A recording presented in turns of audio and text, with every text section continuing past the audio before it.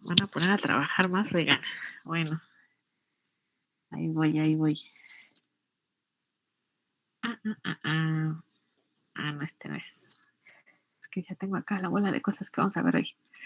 Pues hoy toca los humedales, pero como dijimos, los humedales hay dos secciones. Tienen que hacer primero, elegir, déjenme compartir la pantalla, y antes de eso, elegir un sistema de tratamiento anaerobio previo al humedal, porque no pueden mandar el agua directamente al humedal, así nada más como sale del sedimentador primario por la cantidad de materia orgánica y en el caso de su proyecto por la cantidad de gasto que van a manejar, porque es mucho, entonces les van a salir de por sí áreas relativamente grandes y entonces lo que va a suceder es que vamos a necesitar también a fuerza de un sistema anaerobio antes del humedal. Una primera opción podría ser la laguna anaerobia que hicimos cuando hicimos la secuencia de cálculo de las lagunas y otras opciones serían una fosa séptica, la vamos a ver, pero les digo que esa no va a aplicar con su proyecto porque por la cantidad de caudal que están manejando, ¿sí? Entonces, pero de todos modos la vamos a checar. Y también sería la otra opción, que fue lo que les imprimí, no les imprimí, les publiqué, que es donde dice procesos anaerobios, ¿sí? Dentro de esos procesos anaerobios, ahí hay una sección que dice diseño de un proceso anaerobio en suspensión. O sea, está tanto el de la fosa séptica como el de el proceso anaerobio en suspensión. Entonces, vamos a ver ahorita primero lo que sería la secuencia de cálculo del humedal entendiendo que los datos que tendrían que meter son los que salgan de esos procesos anaerobios, ¿sale? O no sé si quieran ver primero los procesos anaerobios y luego el humedal, como quieran. Ahí les pregunto. Son indistintos porque además tienen cada cosa tienen diferentes datos. No es una secuencia que esté ligada, cada uno es diferente, pero a lo que voy es que independientemente del orden, los valores que entran para diseñar el humedal tienen que ser aquellos que sean los que obtuvimos a partir del proceso anaerobio, cualquiera que hayan elegido, la laguna anaerobia, la fosa o el proceso de diseño en suspensión anaerobio, cualquiera de los dos. Entonces, ¿cuál quieren ver primero, los humedales? O da igual.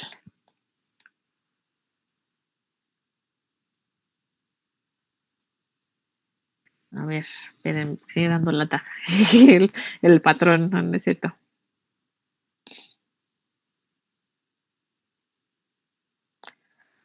Voy.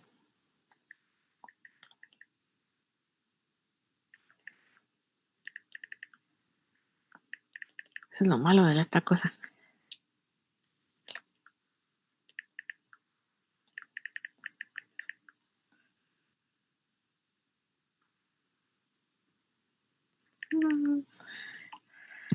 Ay, ese Dimas. Bueno, es que pues, si no saben mi horario, ¿verdad? No tiene obligación. Bueno, entonces, ¿qué quieren ver primero? ¿El que sea? Sí, maestra, el que sea. Bueno, entonces, a ver, déjenme ponerle entonces al humedal. En la parte de lo que suman humedales, tienen dos hojas. Una que es como tal la secuencia de cálculo, o sea, como la que les subí de las lagunas, y en esas hojas vienen las fórmulas y vienen, bueno, vamos a ponerla para no estar hablando así nomás. Esta primera hoja, por ejemplo, viene lo que son las fórmulas que vamos a ir utilizando, ¿sí? Así como el que de las lagunas, vienen las conversiones y todo el rollo. Lo importante quizá un poco de esta hoja es una primera parte que es esto. Vamos a hacer el diseño de un humedal de flujo horizontal subsuperficial, o sea, los que llevan gravas, ¿sale? Digamos que es como que el más complicado de hacer. Entonces, acuérdense que ese tenía un sustrato y ese sustrato pueden ser en este caso, por ejemplo, que dice arenas graduadas, arenas gravosas, arenas gravas finas, gravas medianas y rocas pequeñas. Están los diámetros de esos sustratos, pero cada uno, porque en las secuencias de cálculo tenemos que o va a influir ese medio poroso en ese sustrato en la porosidad. Estos valores de porosidad aquí también son intervalos. Ustedes pueden seleccionar el que ustedes quieran. Si lo quisieran ver de a de veras, se hace una prueba. Es muy sencilla hacer esa prueba. Lo que se hace es se pone una probeta graduada, en este caso pues una probetota, y probetas de 1 litro, y entonces lo que hacen es ponen el medio de soporte, la arena, la grava, lo que sea, dentro de esa probeta, y después lo que hacen es echarle agua.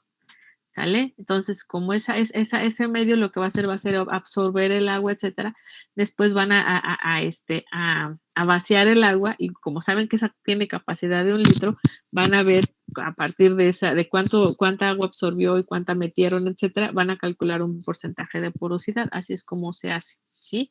Entonces, pero ahí ya tienen valores. Y la otra que van a necesitar es la conductividad hidráulica, porque también es para hacer las revisiones hidráulicas y de que no se vaya a taponear el humedal, etcétera. Entonces, dependiendo del diámetro del material y de la porosidad, pues vamos a ir tomando esas conductividades hidráulicas. De hecho, el ejercicio que van a hacer o que les puse ahí no tiene como tal este material, tiene uno que es tesontle, ¿sale? Porque incluso fue cuando estuvimos intentando hacer uno para la escuela o diseñar uno para la escuela.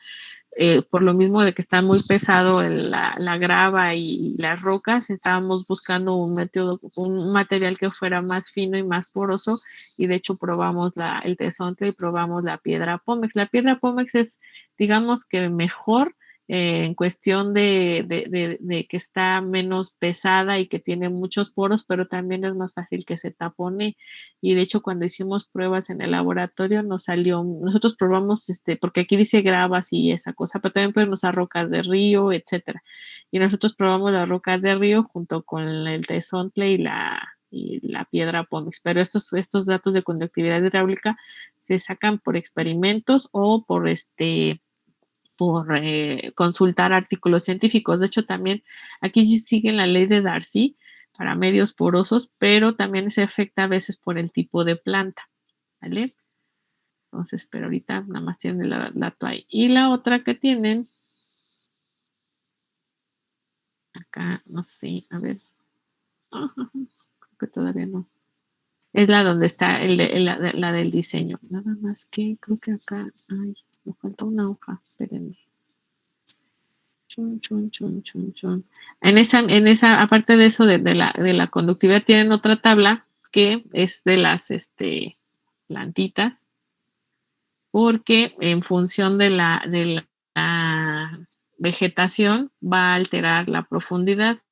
Ustedes disculpen, no he tenido el tiempo de pasar esa tabla al español, pero si quieren saber la forma de las plantas, etcétera, y tienen los nombres científicos. Los nombres científicos no cambian, nada más el nombre en el que le digamos en español, ¿no?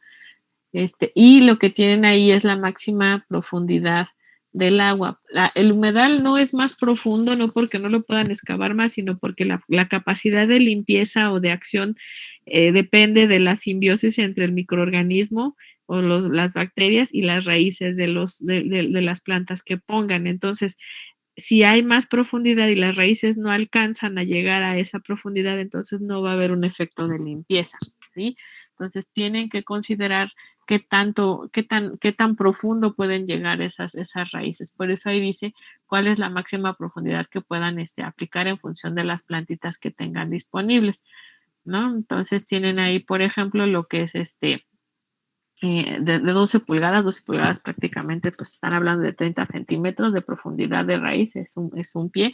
Y hay algunas notas, ¿no? En la parte derecha que dice que si, por ejemplo, en este caso la primera que tienen ahí, que tiene nombre bien feo, Peltandra virginica, la nombre científica, ¿no? En el caso del nombre en inglés, pues prácticamente lo que se está diciendo que es una flecha dorada, ¿sale? pero ahí, por ejemplo, dice que son parcialmente de sombras. No sé si les ha pasado que luego van a Xochimilco o van a alguna tienda y les gusta una planta y ustedes bien buena onda van y compran la planta y dicen, ay, está bien padre y a los 3 semanas se les muere, ¿no? Y se te muere porque no te das cuenta de que es de sombra y la pones donde le da todo el sol, o al revés, necesita un montón de sombra y ya está toda amarilla y bien quemada del sol, o las veces que necesita agua. Entonces, todo eso es lo que también tenemos que estar viendo, dónde los ponemos.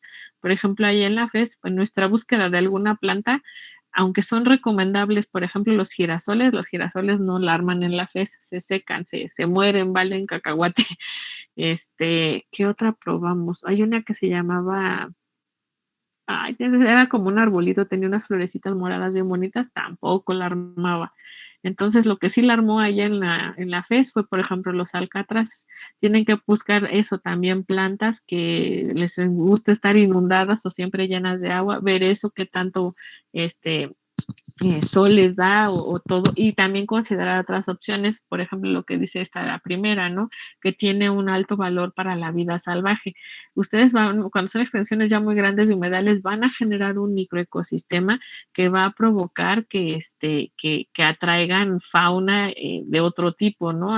No sé también si se han dado cuenta, luego tienen miedo ustedes de las abejas, pero si ustedes tienen flores en sus patios o en sus jardines o una maceta con flores ahí en el balcón o lo que sea, las abejas van a llegar a fuerza. ¿Por qué? Porque van a buscar dónde comer.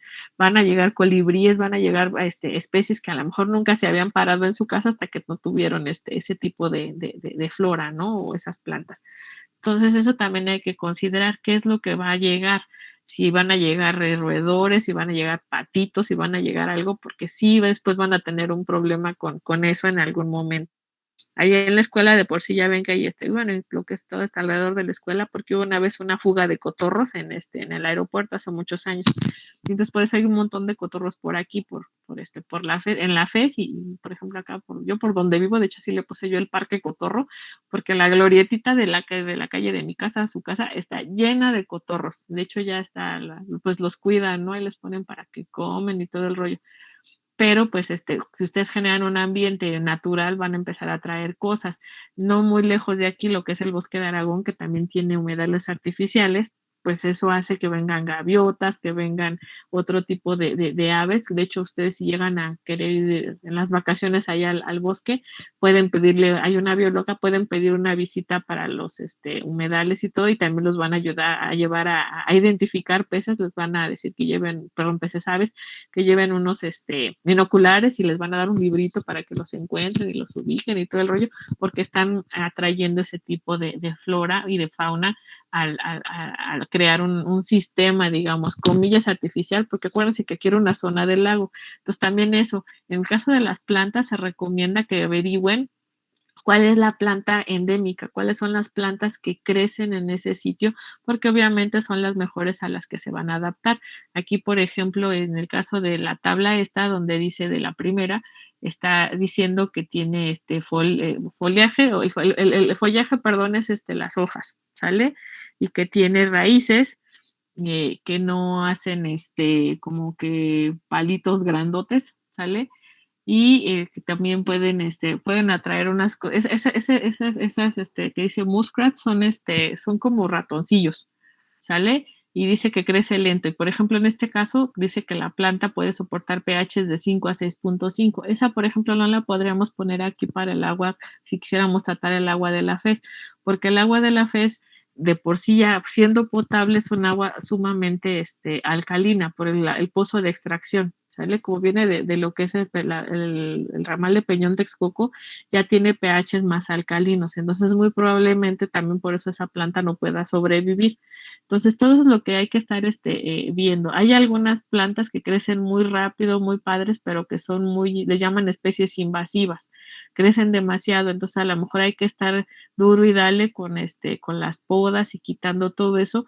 Y en este caso, si por ejemplo esas podas las van a usar para hacer composta, entonces si es parte de un plan integral, pues les conviene, pero si nada más van a estar queriendo hacer algo que no van a estar manteniendo, hay que estar buscando otro tipo de plantas, ¿no? Entonces así es como van a ir viendo las características que van a ir teniendo. Pueden seleccionar algunas que tengan más raíces profundas. Hay por ejemplo, plantas que toleran intervalos más amplios de pH, ¿no? De 3 a 8,5. Hay plantas, por ejemplo, dependiendo, por eso hay algunos humedales que se pueden usar para hasta tratar residuos metálicos, de metales pesados, etcétera, pero eso implica que las plantas deben ser tolerantes a pHs ácidos, por ejemplo, ¿no? Hay algunas que van a crecer eh, con mucho sol, otros sin mucho sol, etcétera. Entonces, todo eso es lo que tienen que ir viendo para ir escogiendo una plantita que les sea conveniente para ustedes. Las más comunes generalmente lo que usan son lo que le llaman las espadañas, todos los que son esos latifa latifolia, esas son muy, muy comunes. No son muy bonitas, porque también ustedes pueden escoger, depende del valor que le quieran dar, pueden escoger plantas de una torta, como les decía, de los alcatraces, ¿no? Y esa es una de las ventajas de los humedales. Se ve más padre un terreno lleno de plantas con flores a un montón de tubos y de máquinas y que hacen ruido, ¿no? Entonces, en el caso de los alcatraces, por ejemplo, si se cosechan o se están cortando, etcétera, pues puedes vender los alcatraces, ¿no? Esos no te los comes, ¿no? Entonces, eso es lo que viene en esas hojas. Y ahorita vamos, déjenme dejar de compartir esto. Que no sé si cambie porque mi tableta está suspendida en otra cosa. No sé ustedes qué vean, pero creo que ya no ve nada.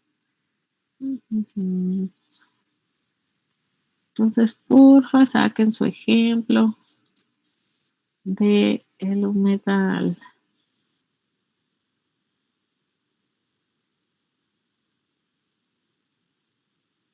A ver. Miro.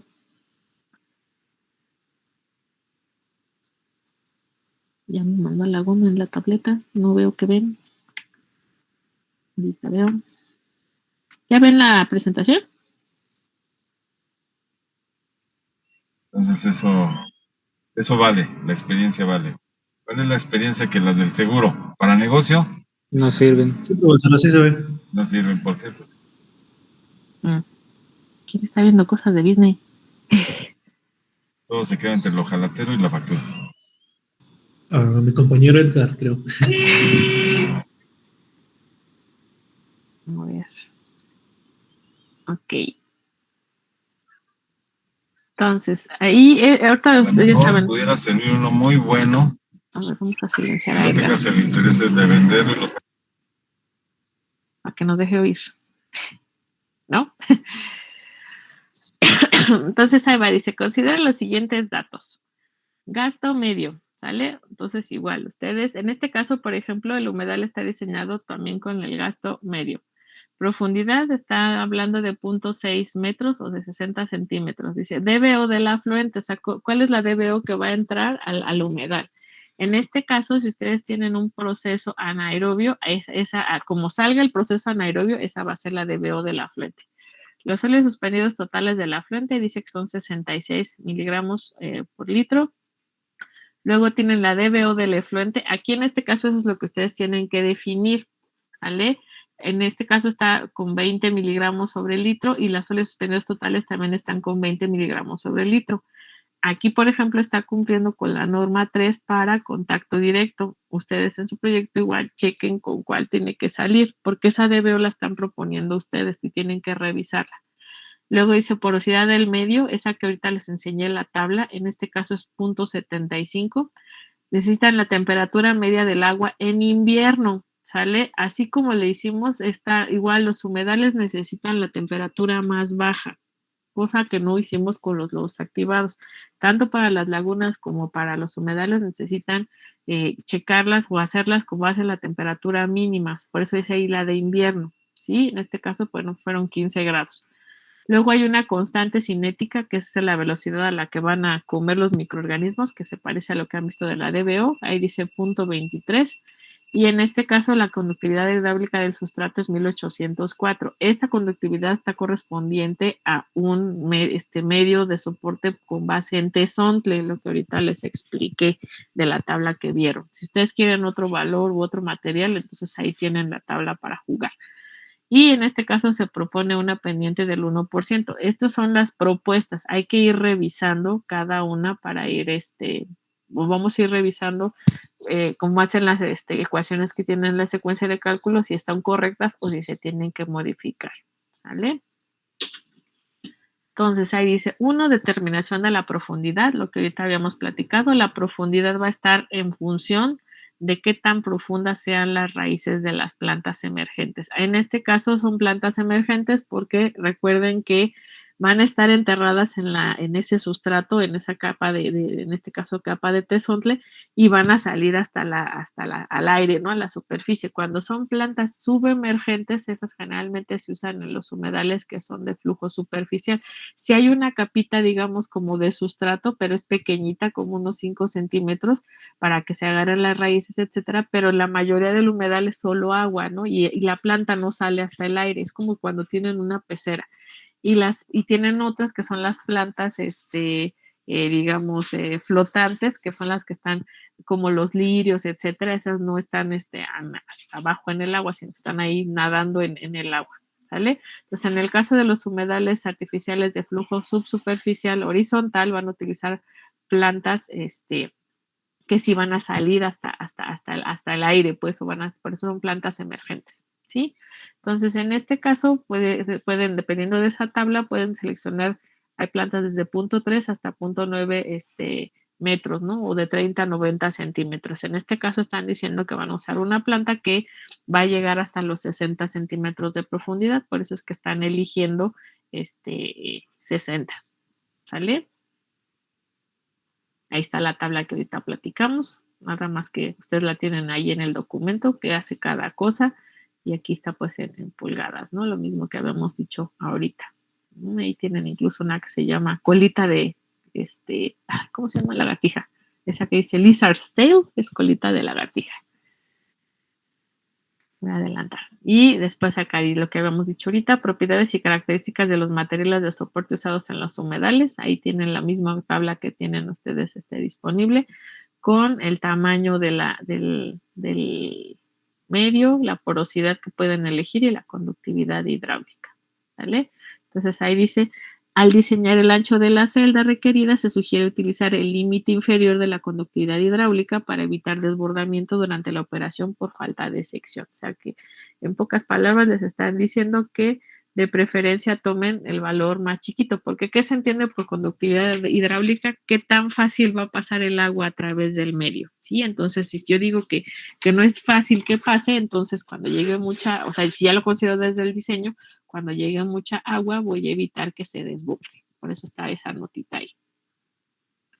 Entonces dice determinación del área superficial, ahí tienen ya la ecuación y tienen qué es cada cosa. Acuérdense que suena chistoso eso de área superficial, pero porque también usamos área transversal. Entonces, si ven la caja de zapatos, el área superficial es la tapa, ¿sí? Y la sección transversal, pues sería si la cortaran, digamos, a la mitad, lo que verían de frente al abrir el corte y voltear la caja, ¿vale?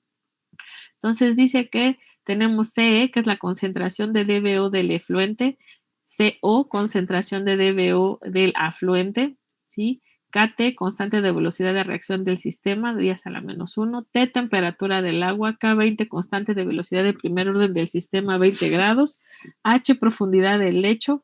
N, porosidad del medio como fracción de 1, o sea, si está en porcentaje, ustedes la regresan a fracción. Y AS sería el área superficial.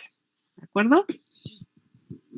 Entonces, nosotros en este caso, a partir de vamos a corregir la KT para que trabaje en invierno. En este caso, la fórmula que se tiene es en este caso también dejen de decirles el coeficiente, el parámetro principal a remover para los humedales en este caso es la DBO. Si quieren hacer remoción de coliformes, si quieren hacer nitrificaciones, si quieren hacer fosfatos, entonces van a cambiar las ecuaciones, no son las mismas. Dependiendo del contaminante principal a remover, se modifican. ¿Dónde los pueden encontrar? En un montón de artículos y hay más de 200 ecuaciones para diseños de humedales artificiales dependiendo del tipo y del contaminante. Entonces, ahorita lo que estamos haciendo es enfocarnos a remover materia orgánica, o sea, remover la DBO, ¿sí? Entonces, en este caso, ustedes hay que corregir KT porque los bichos van a estar trabajando o el comportamiento más crítico es cuando hace frío. Acuérdense que es cuando comen más lento. Entonces, en este caso, esa T, ¿cuánto valdría para el ejercicio que están haciendo? 15 grados. 15, ¿sale? Entonces, por favor, díganme qué les da.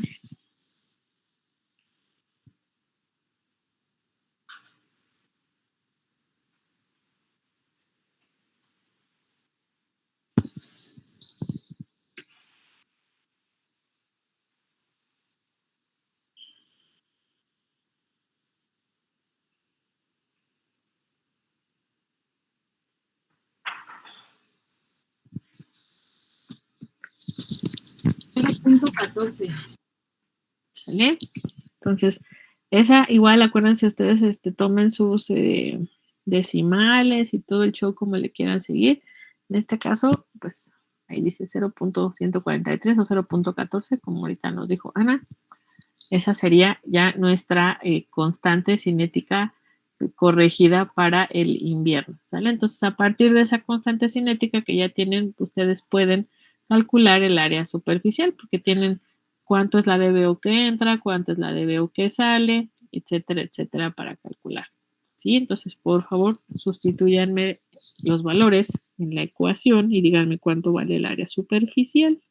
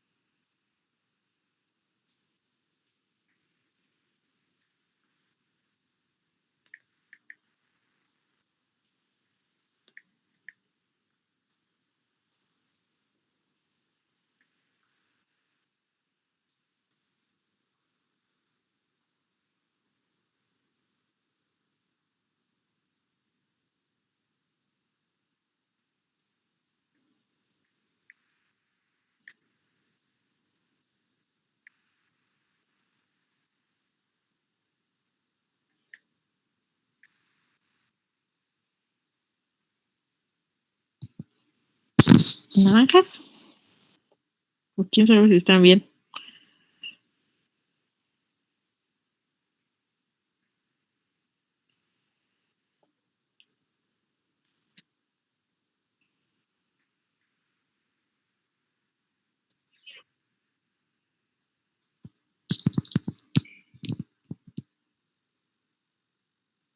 Sí, ahora voy a hacer mala, los voy a dejar a que escriban porque luego nomás me copian mis cálculos.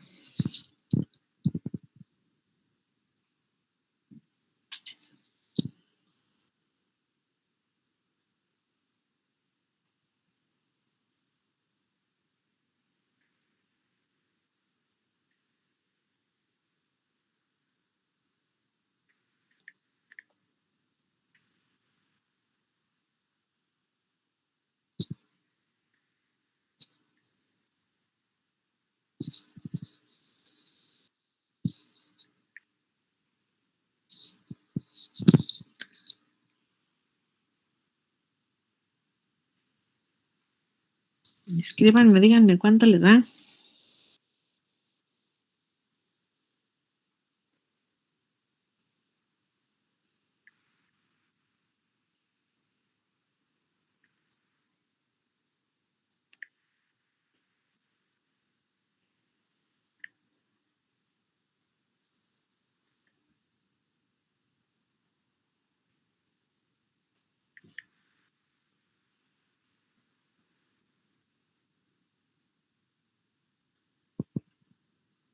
¿No el pastelubi? A ver, ahí está el asunto. ¿Sí sustituyeron así o no sustituyeron así? Sí, maestra, nada más que yo me equivoqué en una operación y me daba algo raro, por eso no le dije nada. A ver, pues díganme qué les da. 495.11. Muy eso. A ver, chiquenle. Bueno, si lo hiciste con 14, sí te va a dar menos, Ana. A mí me dio lo mismo que Cari. Okay. Pues depende también del... Sí, es por los decimales. Si ustedes usan .14 o usan .143, les va a modificar las resultados. Ahora, fíjense por qué es importante hacer esto de por qué se usa la temperatura más baja. Si ustedes, por ejemplo, al revés, usan una temperatura más alta o incluso si quieren nada más para pura probar de la ecuación que ya tienen en su calculadora, en lugar del .14, pónganle .20 y fíjense cuánto se reduce nada más para que vean más o menos qué pasa. Por eso es que se tiene que considerar con la menor temperatura, porque a medida que incrementan la temperatura, ¿qué creen que pase con el área? ¿Se va a hacer más grande o se va a hacer más chiquita?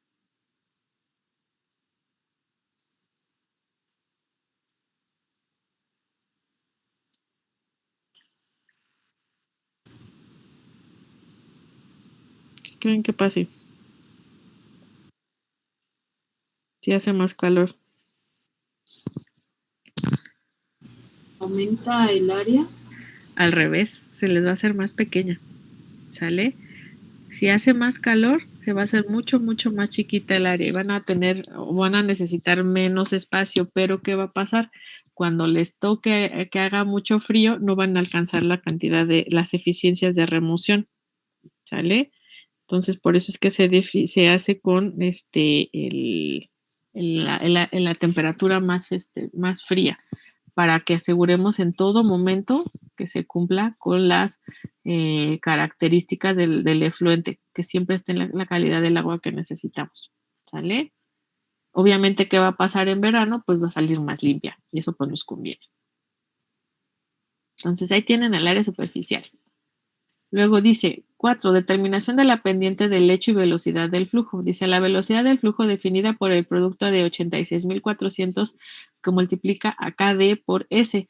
Ese 86.400 sale de tener, o dependiendo de las unidades con las que tengamos KD, se va a aplicar o no se va a aplicar. ¿Por qué? Porque son las conversiones para pasarlo a qué. ¿De dónde sale ese 86.400?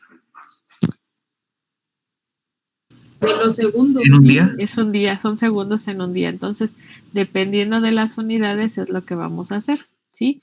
Entonces, ahí se debe limitar a 6.8 metros sobre día. O sea, que todo ese valor no pase los 6.8 metros sobre día para minimizar el arrastre localizado de biopelículas. Acuérdense que en este caso, como es un humedal que es de flujo subsuperficial, están teniendo en este caso el material de soporte, no nada más es para que las plantitas se sujeten de ahí y pongan ahí sus raíces, sino también es un área de superficie para la formación de biopelícula.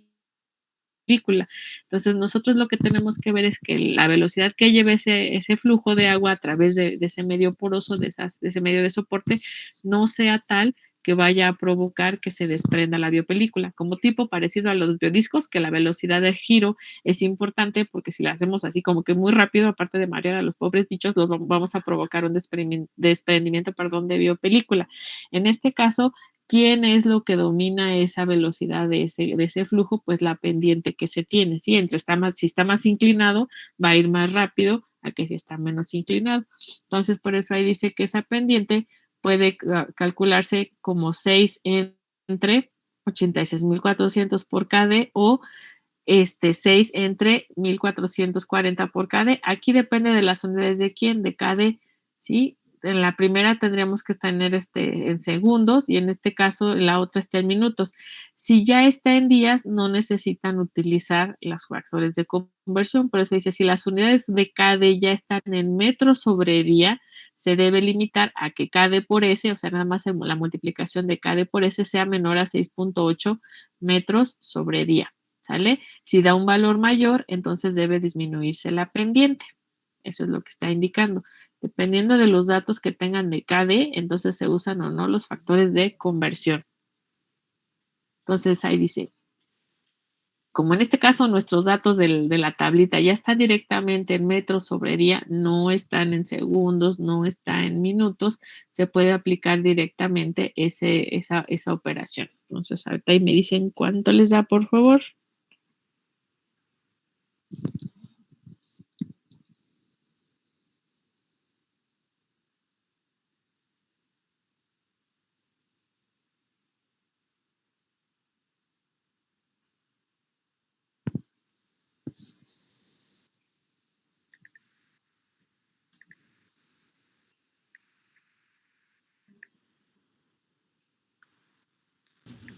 .203. ¿Vale?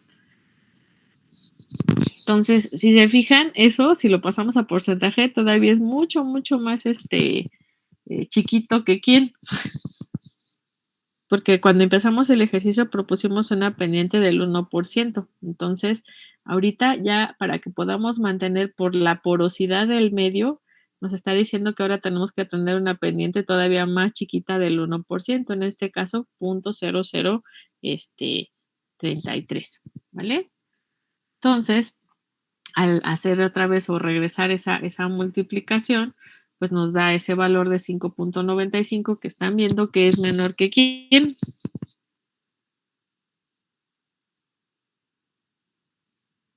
¿Cuánto? Que 6.8, ¿sale? Entonces, por el momento hasta ahorita, esa sería la pendiente que tendríamos que utilizar, ¿sale? Vamos bien. Me espero tantito a que escriban.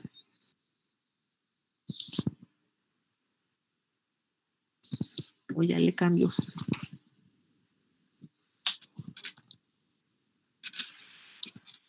Un momento, por favor. Sí.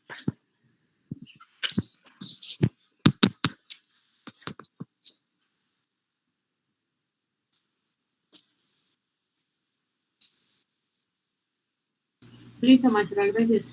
Va que va. Entonces, en lugar de hacer ahorita una pendiente del 1%, pues ahora vamos a usar una pendiente de 0.0033. O en lugar de usar una pendiente de 0.01, ahora vamos a usar una pendiente de 0.0033. Y vamos a ver si sí funciona. Entonces ahí dice, mediante la expresión AC igual a Q entre KD por S, vamos a calcular ahora el área transversal del lecho, es decir, como si estuviéramos viendo de frente la rebanada de pan Bimbo. Acuérdense que la sección o el área superficial es ver el pan Bimbo desde el cielo. Y ahora vamos a calcular el área transversal del lecho, ¿sí? Entonces, ahí ya tienen todos los datos, que es el caudal, la KD, que es la que acaban de, que tienen allí, y la pendiente, que es la que acaban de calcular.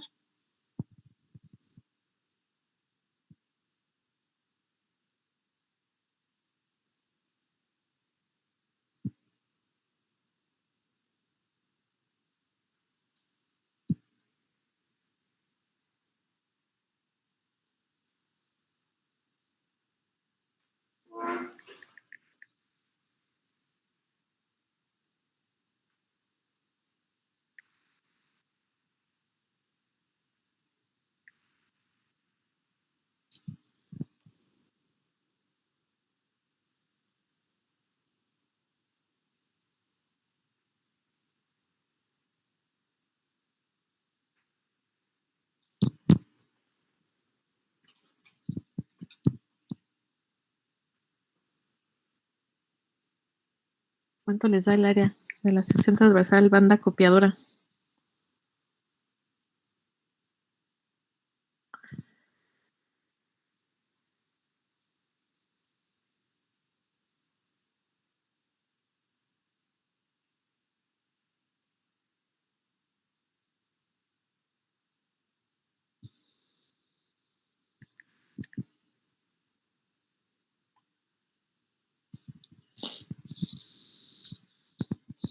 $2.52.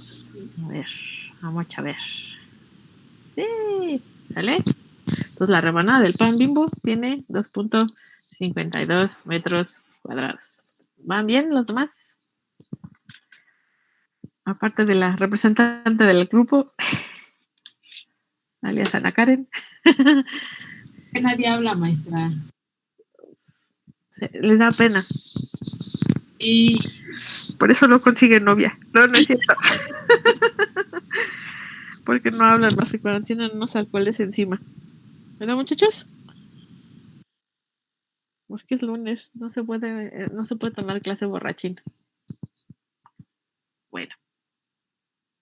Luego dice ancho, B. B es igual a AC entre D. ¿D qué era, muchachos?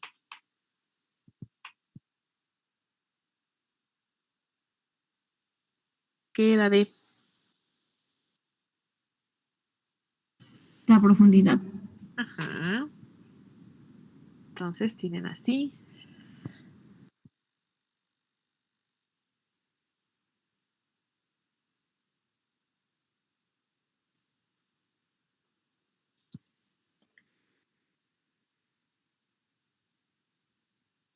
¿Ven por qué vamos dejando los más fáciles al final? Este es más fácil, comillas, y van a decir contra los activos, pues sí, pero necesitan hacer esto más lo que vimos de la laguna anaerobia o lo que vayamos a ver del proceso anaerobio en suspensión. Entonces ahí se compensa la chamba. El problema que tiene y también les recomiendo que hagan eso con con todos los procesos de tratamiento, incluso su proyecto de preferencia para que no sufran, háganlo en Excel, porque en el caso del humedal son procesos iterativos, es decir, ahorita algo no nos va a salir y lo vamos a tener que volver a hacer. ¿Sí les de eso?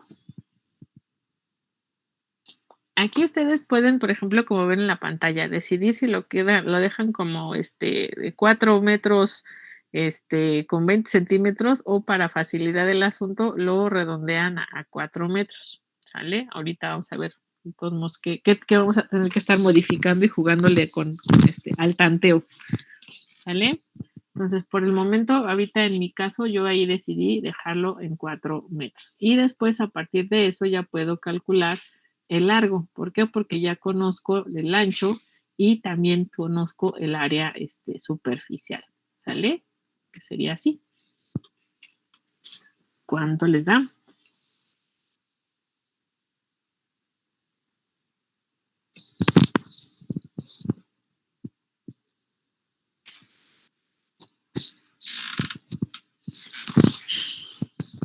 Me falta un perro. Ay, me falta un perro. Es que ya se fue don Sergio a trabajar. A él sí le toca ir diario a la escuela, pero porque es funcionario. Y los fieras se quedan conmigo, pero la perra siempre le va a decir adiós. ¿Cuánto les da eso?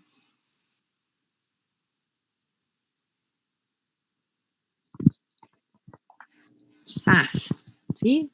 Entonces, igual si como yo redondeé la parte de arriba a 4 metros, pues también aquí estoy redondeándola a 121 y no dejarlo en 121 metros con 16 centímetros. Aún así, fíjense e imagínenselo. Están hablando de una parte o de una superficie, o sea, el tamaño que tienen. Decir que tiene 121 metros de largo, repito, el largo de un edificio de donde toman clases son 20 metros.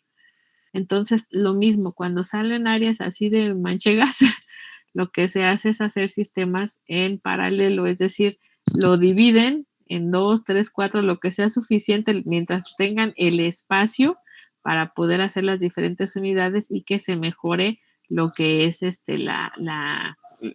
la longitud. ¿Por qué? Porque es lo que les decía, que por eso ganamos como ingenieros civiles contra los ingenieros químicos en algún momento dado, porque tienen más conocimientos en general, aunque no sean expertos de estructuras, de geotecnia y de etcétera.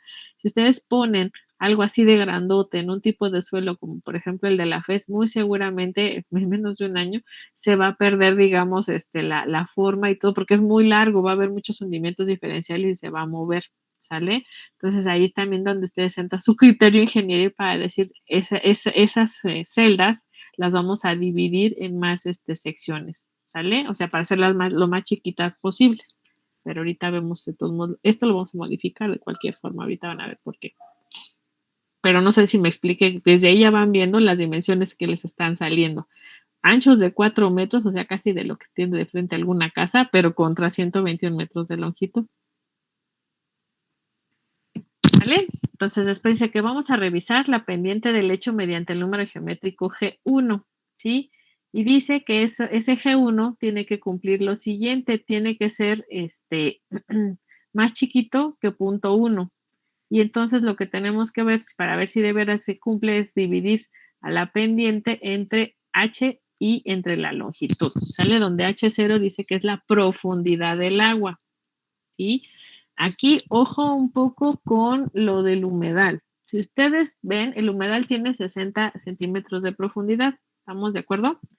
Ahorita ya les puse ahí la operación para que vean. Pero dijimos que el humedal es un humedal horizontal de flujo subsuperficial. ¿Qué característica tiene el de flujo subsuperficial? Que el agua nunca va a alcanzar la superficie. El agua corre por debajo del medio de sustrato. No se ve, el agua nunca va a sobrepasar las rocas o las gravas, o en este caso el tezontle. El agua va un poco más abajo, en que generalmente va 5 centímetros más abajo que lo que pueda tener la profundidad del lecho. No sé si se entiende la diferencia. La profundidad del lecho es voy a hablar como con términos de hidráulica, el tirante de las rocas o el tirante de la grava, ¿sale? Pero el agua va por debajo de ese tirante de la grava. Por eso ahí, si se fijan, cambia o hay la diferencia entre profundidad del lecho y profundidad del agua. La profundidad del agua, si toda la zanja tiene 60 centímetros, el agua va 5 centímetros por debajo de esa profundidad del lecho. Por eso es que ahí la profundidad dice 0.55. ¿Sí me expliqué? Porque el agua no va a superar la superficie, o sea, no va a llegar a la superficie, no la van a ver nunca ahí en arriba de las rocas, siempre va por debajo de las rocas. ¿Cuánto les da?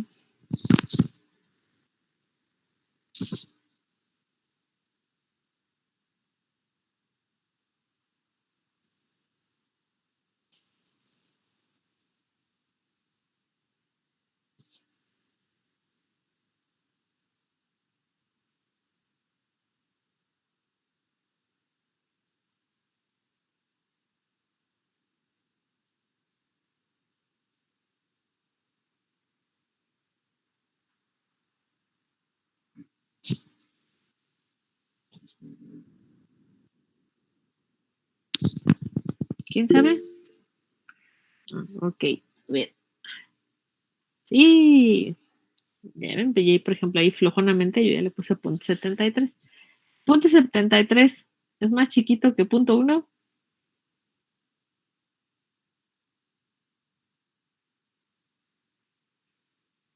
¿Sí o no? No. No. Entonces, ¿qué creen? Ya valimos. ¿Sale? Ahí dice, por lo que hay que modificar las dimensiones. Ese es el problema, por eso les digo, del diseño del humedal. Hay que estar jugando como con iteraciones para que pase los criterios de revisión. En este caso, el número geométrico 1 no pasó o no está dentro del intervalo que se sugiere, por lo tanto vamos a tener, y si se fijan, solo depende de quién, de la pendiente y del largo, en este caso, porque la profundidad del agua no la van a modificar. Entonces, por eso es que hay que estar tanteando o probando si es correcto o no es correcto. Y ahorita apenas vamos con el número geométrico 1, falta otro número geométrico que también tenemos que calcular, pero ahorita vemos. Entonces, ahí dice, el ancho mínimo es de 4 metros por lo que se propone un ancho de 12. Ustedes van a proponer esos anchos, ¿sí? O esas dimensiones. A partir de ese primer como cálculo que hicieron o de esas dimensiones preliminares, ustedes pueden ir ya jugando, modificando los valores de las dimensiones. Por eso digo que es más fácil con una hoja de Excel, porque ahí nada más se ponen como locos a moverle a los valores y van viendo si se está cumpliendo ese valor de G1, ¿sale? Aunque cuando ustedes proponen todos esos valores de largos y de anchos, tienen que considerar lo que está escrito en verde. La relación largo-ancho tiene que estar en un intervalo de 3:1 o de 10:1, ¿sí?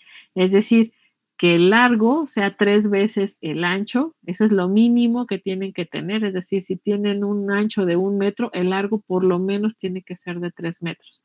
Y máximo, la relación que también deben cumplir es de 10:1, es decir, que si tienen un ancho de 1 metro, lo más largo que puede ser ese humedal es de 10 metros, no más, ¿sale?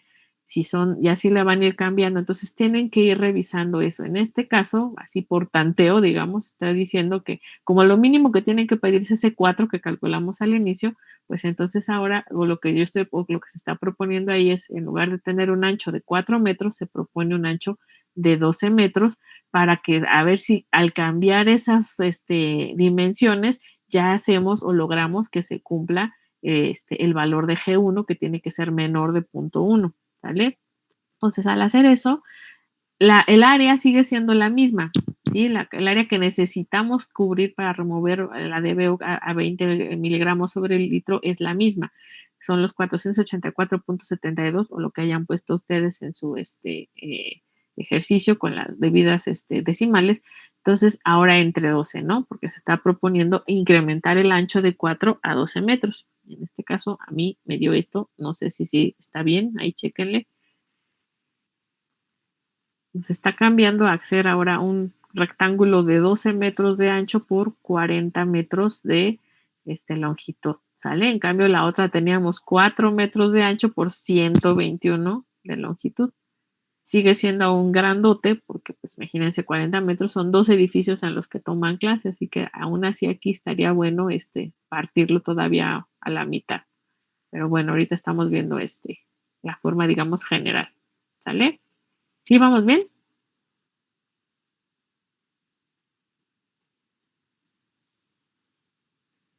Esas proposiciones de cuánto le suben, o eso ya es a lo que ustedes atínenle y gánenle, a veces es ya por que van generando un cierto criterio para diseñar, y les digo también considerando eso, ¿no? Qué tan largo queda, qué tanto se hace, ahí hay que estar jugando con varias cosas, por eso es mejor hacer una hoja de Excel para estar ahí viendo cómo se van repitiendo los cálculos, porque una vez que tengan otra vez el largo, pues ahí en este caso, por ejemplo, si estamos cumpliendo la relación que les estoy diciendo del intervalo, porque en este caso el largo es 3.3 o 33 veces el ancho. Entonces sí entra dentro de la especificación en el mínimo, pero entra. ¿Sale? Y por ejemplo, en la otra que teníamos de 4 a 121, pues estaba muy pasado, ¿no? Porque si máximo son 10 veces el ancho y tenían 4, pues lo máximo que podía hacer en ese caso serían 40 y teníamos 121. ¿Sale? ¿Sí estamos de acuerdo?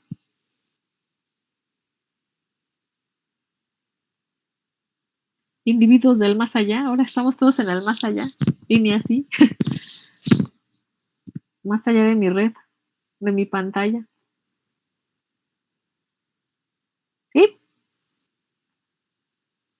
Sí. Bueno, supongo que sí. Y entonces otra vez con esto, pues hay que volver a calcular, ¿vale? En este caso, otra vez vamos a sacar el área de la sección transversal, porque es el ancho por la profundidad que seguimos sin cambiar. En este caso ya nos da ahora de 7.2 metros cuadrados. Con esa nueva área de la sección transversal, entonces pueden hacer otra vez el cálculo de la pendiente. Y me dicen cuánto les da la pendiente, por favor.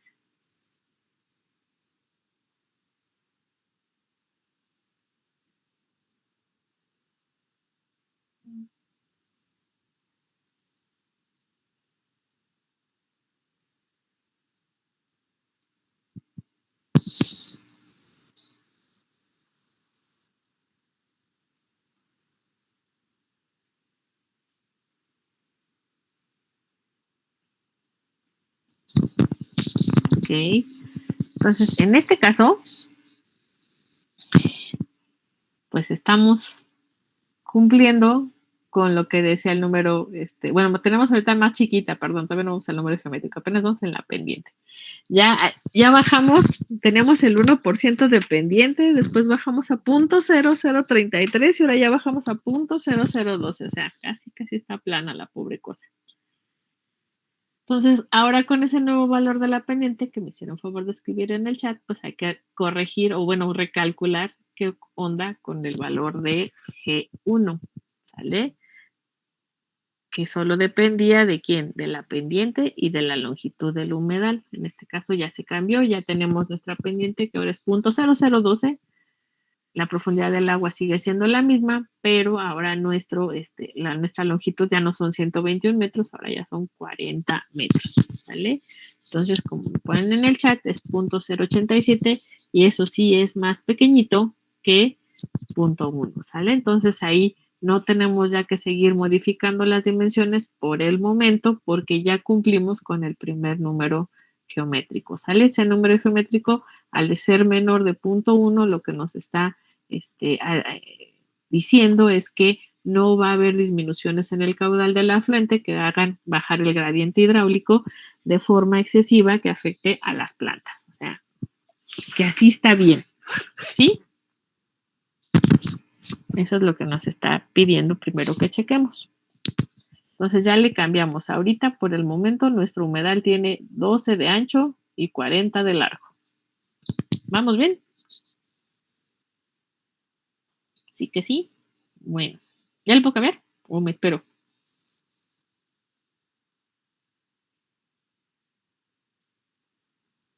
People. Ya está, maestra. Ok, gracias. Y luego, ahora viene otra nueva cosa que se llama número geométrico G3, que lo que va a hacer es ver o checar lo que se llama la carga superficial. Y otra vez, ese G3 tiene que ser más pequeño de 0.1. Y en este caso dice que es Q entre KD dividido entre H0 o la profundidad del agua entre L, el largo del humedal, elevado al cuadrado. Y Q dice que es la carga superficial que recibe el humedal y se calcula como el gasto entre el ancho por el largo.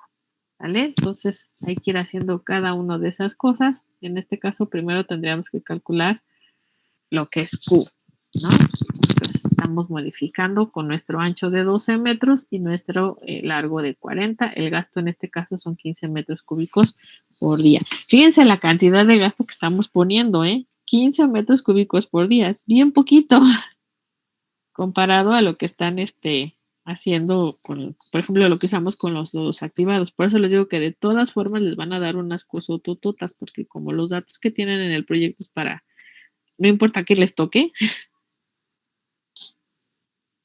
por eso. ¿Cuánto les da Q?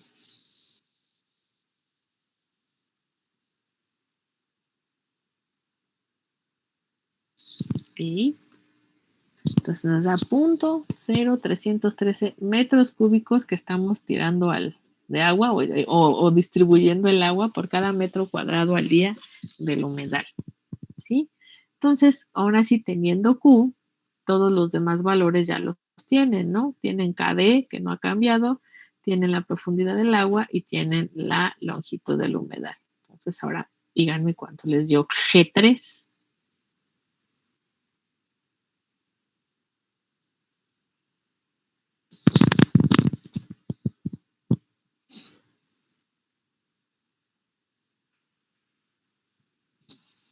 Ah, ya regresó el otro perro, más bien la perra. Y hay un ronquido raro aquí al lado de mí. Ah, eso sí.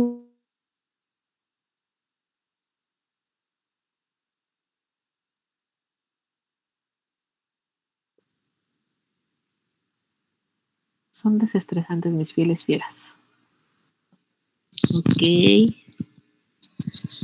Entonces, en este caso ya nos dio 0.092, que por un penito de rana calva es más chiquito que punto 1. Si nos hubiera dado porque ahorita, por ejemplo, como está en punto 0, lo podemos dejar como punto 09, pero si nos hubiera dado quizá la otra cosa que nos diera punto 099 y que si tuviéramos casi que subirlo al punto 1, estaríamos en problemas porque el símbolo es menor o igual, no dice que sea, perdón, es menor, no es menor o igual. Si dijera menor o igual, entonces sí incluimos a punto 1, pero como no dice igual, tiene que ser a fuerza más chiquito que punto 1, aunque sea apenas ahí dándole o rayando el sol, que diga punto 09. Si este número no nos hubiera dado así, otra vez vamos para atrás a mover otra vez todas las dimensiones y revisar desde G1 hasta G3, ¿sale? Por eso les digo que este es como de iteraciones de atanteo y que es mejor hacer una hoja de cálculo para que ustedes estén modificando y metiendo valores y que ya la máquina esté calculando sola, sino cada vez que propongan algo lo tienen que hacer pues a manita, ¿no? Por eso esa es la única friega de esta, digamos, secuencia de cálculo, que es atiéndele y gánale. Ahorita pues yo ya les puse esos valores, ¿no? Donde sí daba, pero cuando ustedes hacen algo solitos, pues ese tiempo de buscar cuál es el que queda es el que van a tenerse que tomar, ¿vale? Entonces, pues ahorita ya la armamos. Ahí dice, como es menor a punto 1, no habrá cargas excesivas o disminuciones de la conductividad hidráulica que conduzcan a gradientes demasiado altos que puedan ocasionar disminuciones en la eficiencia debido a inundaciones. Es decir, así como que vulgarmente ya pasa, ¿no? Eso sería todo lo para poder dibujar o para poder diseñar como tal el humedal. Si se fijan, es bastante sencillo. Aquí ya nada más si quieren pueden hacer un esquemita para que puedan poner eso, ¿no? ¿Cuál es no está aquí como conclusión, pero podrían escribir qué tipo de planta seleccionaron, ¿sale? Aquí nada más dice que es de 60 centímetros. No, les digo, en este caso fue porque era un alcatraz. Y de hecho esa conductividad eléctrica que tienen escrita ahí de 1800, eléctrica hidráulica, de 1804 es de los alcatraces en Tezontle. Esa salió de un artículo científico, ¿sale? Por eso es que está, digamos, especial. Si no utilizan las que tienen ahí que les puse en las hojitas. Ustedes proponen cuál es el medio de sustrato y utilizan los valores que están escritos ahí. También se pueden googlear otros materiales si es que les interesa. ¿Sale? Lo difícil es estar haciendo los tanteos, digámoslo así, para que se cumplan con ese número geométrico 3 y ese número y que asegure el buen funcionamiento del humedal. Pero les digo, terminan esto, tendrán que escribir las dimensiones, qué tipo de plantas son, etcétera. Incluso aquí está nada más así, pero si ya tienen el tipo de planta, a veces lo que se hace ya para operar es poner cada cuánto se tienen que podar cada planta. Eso ya es más como de biología, si lo quieren ver así, pero cada planta tiene que tener una cierta distancia para poderse sembrar, ¿sí? Por ejemplo, si ya tienen el área superficial, la parte de como la vista aérea, ustedes pueden determinar cuántas plantas van a necesitar para cubrir esa área de los humedales. Incluso ahí después por eso salen los costos, ¿no? Porque van a pagar cada plantita. Pero no pueden ponerlas unas pegadas con otras, así luego. ¿Por qué? Porque hay una extensión de raíces, etcétera. Entonces, cada planta tiene una cierta distancia mínima que tienen que colocar, ¿no? Algunas son 30, algunas son 60 centímetros para ir poniendo cada una de las plantas. Si ustedes han visto las imágenes de los humedales construidos, no están todas atascadas una tras otra. Tiene que haber un relativo espacio de distancia entre cada especie o cada espécimen más bien. Y entonces también podrán calcular cuántas plantas se necesitan, cada cuánto se tienen que hacer las podas, porque también eso, en ese sentido, cuando uno también trabaja con humedales, tienen que tener de algún modo si es posible, dentro de la misma zona donde está el sistema de tratamiento, un tipo como invernadero, ¿sale? Porque evidentemente estos son sistemas naturales, les puede caer plagas, pueden ser destruidos de alguna forma, Si, por ejemplo, llega en algún momento dado sin querer una helada o algo que no es algo atípico y les fastidia a las plantitas, pues hay que sacar las plantitas para que las puedan sustituir por otras, ¿no? Y de preferencia, pues que ya estén de algún modo, como les diré, maduritas, no tan chiquitas. Entonces, eso también se tiene que considerar en el caso de los humedales. Eso de las podas es importante porque, aparte de que están sacando ese, digamos, lo que ya no sirve de la planta, cuando ustedes las mantienen como que en crecimiento, porque le están quitando hojitas o están quitando cosas, las plantas van a necesitar más nutrientes y más cosas para poder pues estar bien. Entonces la eficiencia se va a mantener o se va a mejorar cuando están en esos periodos de podas. Cuando no lo hacen, al revés, puede disminuir. Entonces, eso es lo difícil de estar trabajando, digamos que con seres vivos, porque pues adaptando, ¿no? A cada cosa. ¿Sale? Entonces, ahora porfa, cámbienle a su hojita o busquen la hojita. Bueno, no sé, ¿tienen alguna duda de los que les tocó ¿no? ¿Seguros?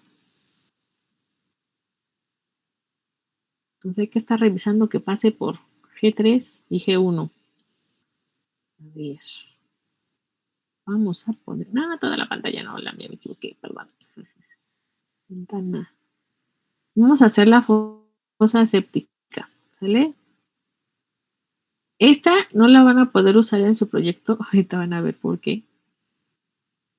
Porque el caudal que trata es una mugre. Porque precisamente es para una casita. ¿Vale? Ahí también les puse donde está en la sección de procesos anaerobios, la hoja de cálculo de las fosas sépticas y la otra que vamos a ver en cuanto terminemos eso, que sería la de los procesos anaerobios. Las fosas sépticas son de voladas también, papás. Ahí dice, ¿no? Que normalmente, pues, los tratamientos de aguas residuales urbanas se ven sometidas a una alimentación continua de aguas con alta carga de materia en suspensión.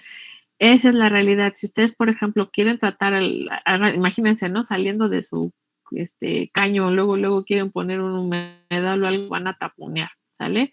Entonces, en este caso, quizá no va a llevar para si quieren poner algo en su casa, lo que es así nada más para su casa, no van a poner unas rejillas ni van a poner un sedimentador primario. Muy difícilmente, primero para su casa les va a caber eso, no lo van a necesitar, pero sí directamente el agua que sale del registro de su casa tiene que pasar precisamente por un tratamiento que le baje la carga orgánica y que le baje los sólidos suspendidos que traen, así como, o sea, ustedes no tiran en su casa como por ejemplo en la escuela, ¿no? Ustedes abren un registro de la escuela y van a ver bolsas de plástico, van a ver vasos, van a ver botellas, etcétera. No tienen idea todo lo que aventan ahí en el registro de la escuela.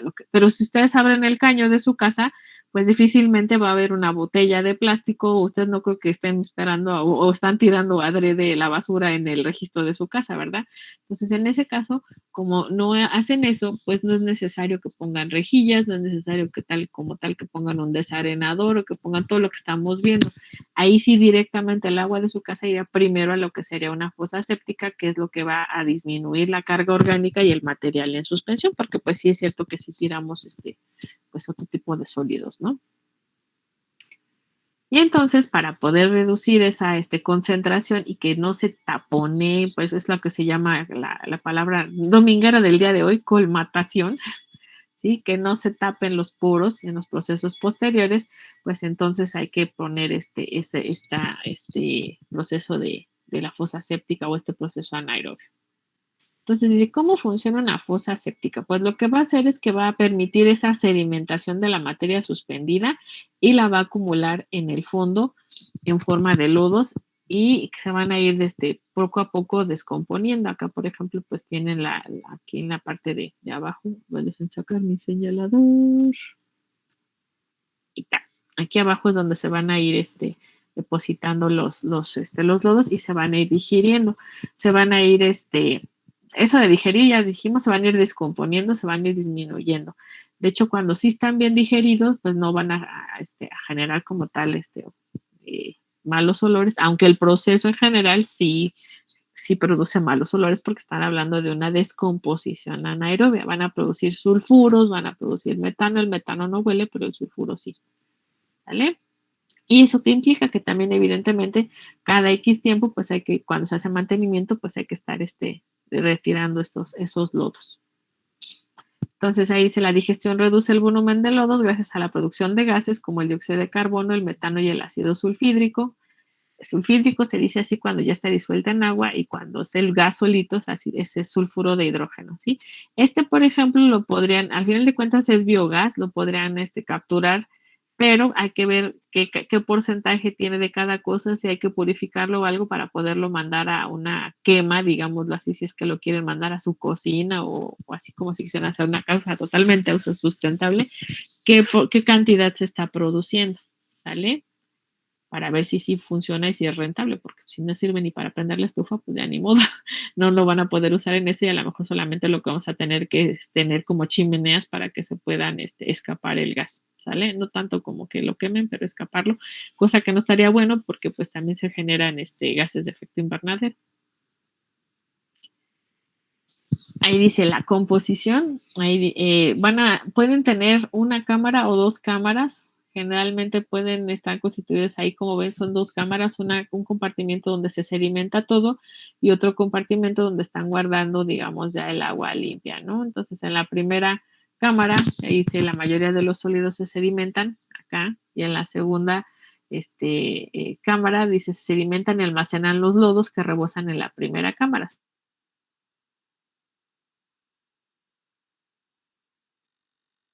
Entrada, esto que dice aquí boca,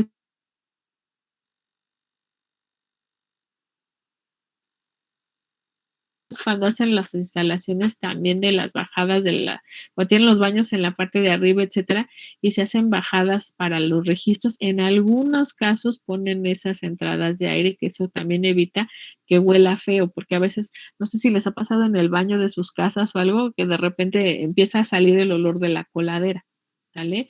Entonces, para evitar eso es que les ponen en algunas instalaciones estas como entradas de aire o estas chimeneas para que no se acumule el gas. Y pues también tienen aquí un compartimento de sal porque está la salida, ¿no? La tubería de la salida del agua. Esta es el agua que se iría a la humedad, la que va hacia ahí. Entonces, ahí dice, disponen de un registro por cada cámara para permitir su inspección y vaciado. Ahí tienen una foto donde se ve los registros. Además, están acondicionadas con chimeneas para evacuar los gases que se producen en el interior, oxidándolos mediante un filtro biológico, evitando así malos olores. O sea, le pueden meter esa chimenea a un filtro para que ya no huela feo. Pero pues todo eso es money. ¿Vale? Y luego dice, se pueden distinguir en el volumen de la fosa séptica 3 zonas. Eso es lo que vamos como tal a calcular. Una zona inferior destinada a la acumulación de lodos, que tienen aquí abajito, ¿sale? Una zona central para la fase líquida, aquí tienen lo que está como en rayitas, y otra zona de resguardo donde se acumulan las grasas, ¿sí? Todo esto que está aquí en inglés tienen residuo, ¿no? Esta es la entrada de la manguera o la tubería de ingreso, ¿sale? Luego acá tienen esto que dice scum, pues son como espumas. Acá tienen el agua, acá abajo están los lodos, todo lo que dice aquí, sludge, ¿vale? Después acá tienen la segunda cámara. El manhole es la tapa del registro, ¿vale? Y luego tienen el efluente. Entonces, ahí ahora vamos con el diseño. Les digo que esto es de volada. Existen dos métodos para el diseño de las fosas sépticas, de los cuales se tomará aquel que proporcione el mayor volumen y ofrezca mayores consideraciones para su diseño.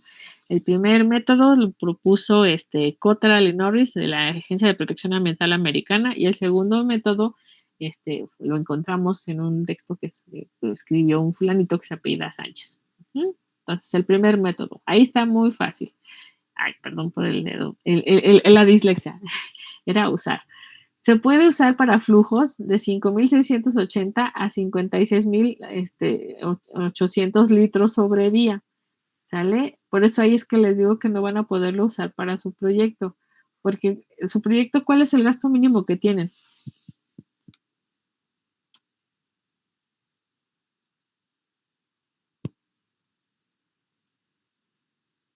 Banda.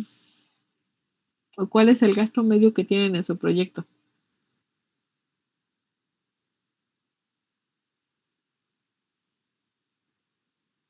O sea, aquí, por ejemplo, están hablando de máximo 56 metros cúbicos diario.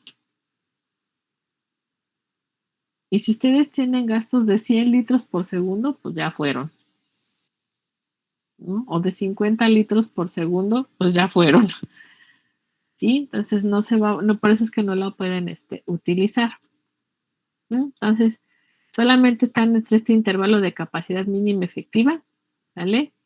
Y pueden pedir que sean de 4.260 litros de capacidad, o en este caso con galones, más un 75% del flujo diario, o con la siguiente ecuación, el volumen es igual a 4.260 más 0.75 del gasto, pero tiene que estar dentro de este intervalo, ¿sale?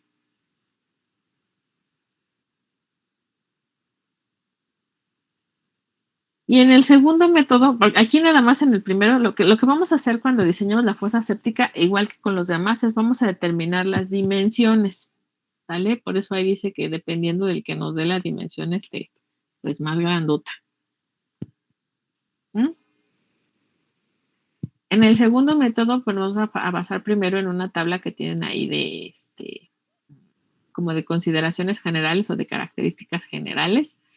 Y dicen que la profundidad de la columna de agua en general tiene que estar de 1.2 metros, el resguardo de materia flotante de 0.3, la velocidad de acumulación del lodo, ahí le están dando 0.5 litros por habitante por día, compartimentos, lo que vimos de preferencia 2, el tiempo de retención hidráulica va a ser de 1 a 2 días y el máximo caudal a tratar, fíjense aún así con el segundo método, 40 metros cúbicos diario, ¿sale? O sea, o 40,000 litros diario.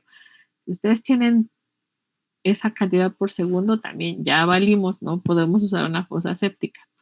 Y también tenemos, así como en los humedales que vimos que no teníamos que tener un largo que no pasara de, lo mínimo era 3 veces el ancho y la otra era 10 veces el ancho, digámoslo así, la relación 3:1 y 10:3. Aquí también hay que checar las proporciones que nos dan, ¿no? En este caso, el largo tiene que ser más pequeño que 4 veces el ancho, pero mayor de 2 veces el ancho. Entonces también tenemos que cumplir con este tipo de criterios, digámoslo así, al ir proponiendo las cosas, ¿vale?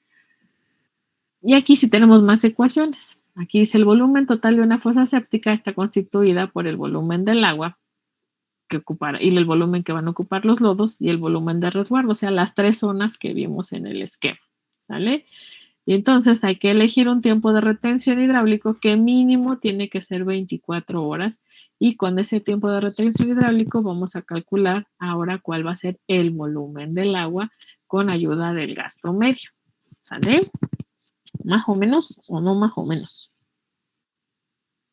Entonces, después de tener eso, pues vamos a poder calcular el volumen de lodos. En el caso del volumen de lodos, está en función de qué tan rápido se acumulen y qué tanto lo voy a estar vaciando. Y, por ejemplo, ahí tienen la ecuación, el volumen de lodos es igual al volumen de acumulación multiplicado por el vaciado por N, ¿sale? En función de la superficie requerida de la fosa séptica, esta se multiplica por la profundidad mínima de resguardo para obtener un volumen correspondiente. Es decir, lo que vamos a ir es, con estas ecuaciones es ir obteniendo cuánto espacio es para los lodos, cuánto espacio para el agua, cuánto espacio para las espumas. Eso es lo que están haciendo. Y dentro de las consideraciones de la fosa séptica, pues hay que ver que tenemos que, en este caso se va a remover en promedio de un 30% de la DBO y un 60% de los sólidos suspendidos totales. Es decir, de cómo entre a la fosa séptica, hay que aplicar estos porcentajes para que después estos sean los que, digamos, se pudieran asignar al humedal, ¿sale? También estas notitas les va a servir como para hacer el dibujo o el esquema de la fosa séptica. ¿Por qué? Porque si el diámetro mínimo de las tuberías de entrada y salida del tanque séptico será de 0.10 metros y 0.075 respectivamente. Es decir, le están diciendo cuáles son los anchos de los tubos.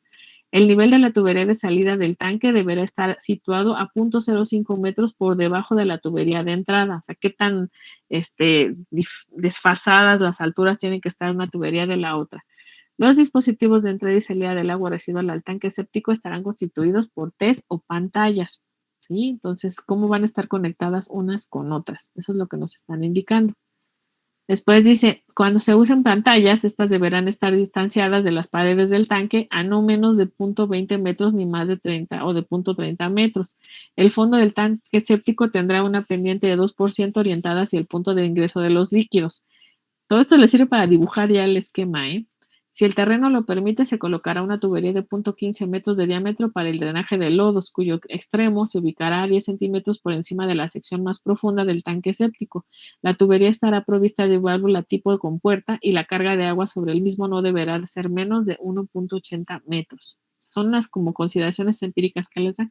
De hecho, aquí está otra vez un esquema donde tienen, por ejemplo, acá no que están usando las tuberías, lo que son qué tanto están sumergidos, qué tanto están separados unos del otro. Aquí es lo que serían las pendientes. Ahorita solo estamos viendo, digamos, el chorro mareador y ahí le vamos a dejar. Después vamos a calcular una, ¿vale? Que es la que vamos a hacer en la siguiente clase, porque ya son 11:23, donde vamos a diseñar una fosa séptica y ahí están nuestras características. Gasto medio 25.3 metros cúbicos por día, o sea que sí entra dentro del intervalo. Dice DBO de la afluente, o sea que está entrando a 210, solo los suspendidos totales de salida son 66. Y entonces vamos a ir haciendo cada una de esas para dimensionar la fosa séptica, ¿vale? Pero eso lo haremos el miércoles, porque ya se nos acabó el 20. ¿Sí que sí o no que no? Sí, maestra. Sí, profesora. Entonces, el miércoles diseñamos la fosa y luego empezamos a ver lo del sistema anaerobio. Después del sistema anaerobio hay dos opciones, ahí pregunto velozmente. Podemos aventarnos luego lo del cloro para que ya puedan tener completo y diseñar su proyecto y después, si nos sobra tiempo, ver los filtros percoladores y los biodiscos y a lo mejor o los reactores anaerobios, ahí escogen el que quieran. O le podemos seguir con los biológicos y después ver la desinfección. Yo digo que terminando esto, veamos lo de la desinfección para que ya puedan tener tiempo para acabar el proyecto y ya con el tiempo que nos sobre vemos las demás secuencias de cálculo para que también aprendan más procedimientos. ¿Cómo ven? Yo estoy de acuerdo con ver primero lo del cloro.